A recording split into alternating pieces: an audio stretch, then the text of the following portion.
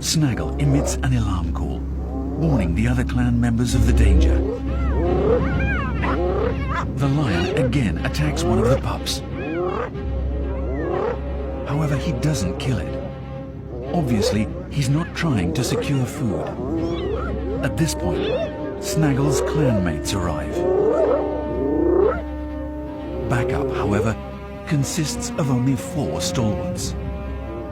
By themselves, they stand no chance of winning. The lion grunts in a bid to impress them with his authority.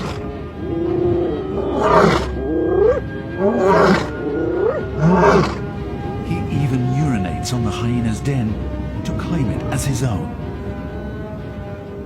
At first, this behavior seems decidedly peculiar. Yet there is purpose in this madness.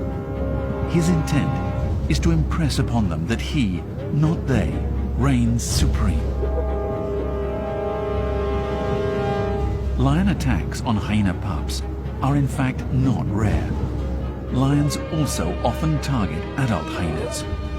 Indeed, 60% of hyena deaths are caused by lion attacks.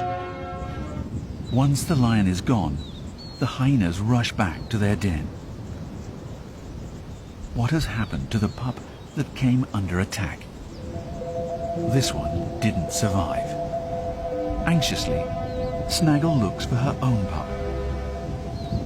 And there it is. Mother and pup joyfully confirm each other's safety. Attending the dead pup is one of the females. She's not the mother, but she does seem thoughtful. Is it just that a lost life is lost forever? With the lifeless body in her grasp, she walks away, and then, in what may seem a shocking move, she starts to eat the pup. Cannibalism like this may seem heartless, but a lost life becomes food for the young lives that survived. Sustenance, after all, is sustenance.